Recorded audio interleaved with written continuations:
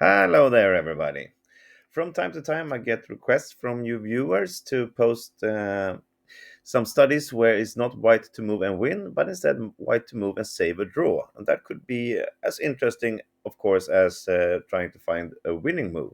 Because saving a lost position to a draw is very, very nice also. It gives you a good feeling. So I found this study from the Platov brothers, which is very interesting, I think. Here, white is to move and save a draw. You see these pawns here, two steps away from promotion, both of them. There's an extra pawn here, got a knight also. It seems very impossible for the white rook to just manage all these threats, but there is a way to do it. And of course, it's now time for you to find out how you're going to do it. So, pause the video and see if you can find the right strategy on your own. And when you return, we go through everything together. Go ahead. Okay, welcome back. So, first of all, obviously, there's no point in moving the king. You can only get further away from the action, allowing black to just start running his pawns like this. Doesn't give anything. Secondly, there's no point in moving the rook away from the d file either. If you try something like this to attack the knight, well, the pawn comes to d2. It's threatening to come to d1. We have to come back to stop that. And then this pawn will really, really win it for black. Here's the queen. And there's no way we're going to save a draw here. So we have to keep the king where it is. We have to keep the rook on the d file. We cannot take here, of course. It's guarded by the knight.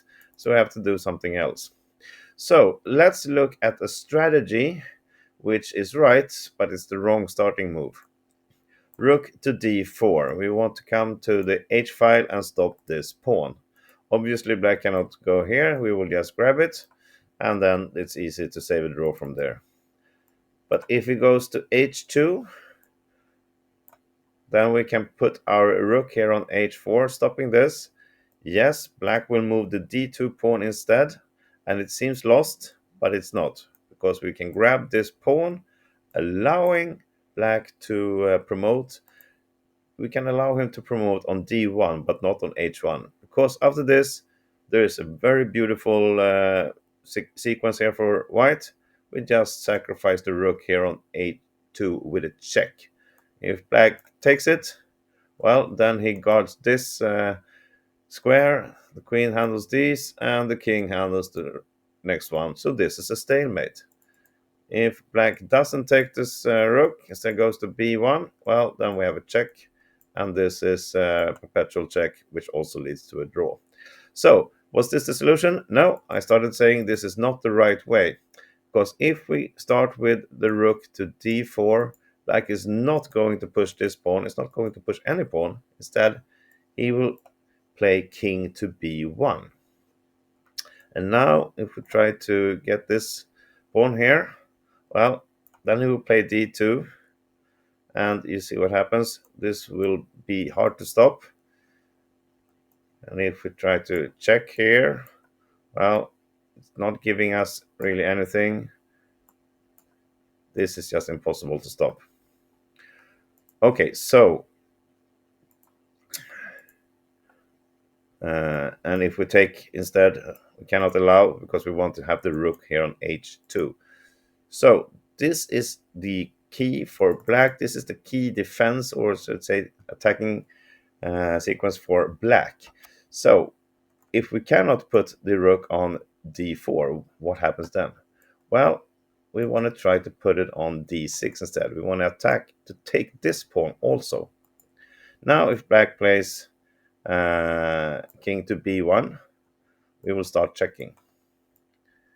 And from up here, we can allow him to come to the d file. Otherwise, he will just go back and forth. Now we can grab, and you see, we will be able to stop this. Even if there's something like this, we can just sacrifice, and this is a draw. So why didn't this work after we played this? Well, let's look at it again. Because the rook is too close, and if we do something like this, we allow this to happen? Well, we have this pawn still here. So if it does something like this, trying to get the knight down here and then the king after, we cannot sacrifice because there's pawn left. So that's why we have to start with the rook to d6. We are threatening the pawn, and if the king comes here, we will just check back and forth. Either he goes back or he goes, and if it does, then we can simply just we cannot grab here. This is still losing. I was about to say something else, but we can do perhaps rook b2, and then we control this second rank, and this is leading to a draw. So, but after the first move, let's start from the beginning. Black will instead move his pawn here. Doesn't want us to take it. So what do? We just keep on going to d5, attacking it again. Comes down again. And now we can play the rook to d4. This pawn cannot come any further. Again, if it tries h2, we will simply take here. It will pause this pawn. And the same will happen.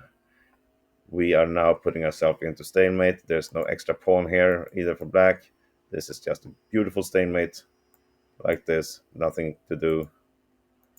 Or king comes to b1 and we can just keep on checking like this. Okay.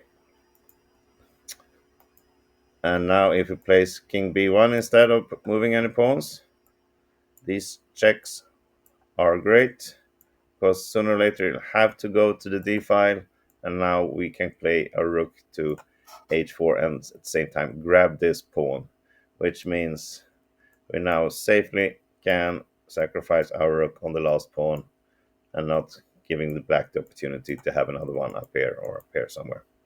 All right, so this is how you do it.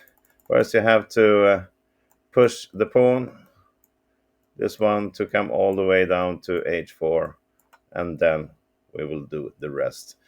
Pick the pawns or find this beautiful stalemate traps with the rook to a2 later on. All right, thank you for watching this video. I hope you enjoyed it. See you again tomorrow. Bye bye.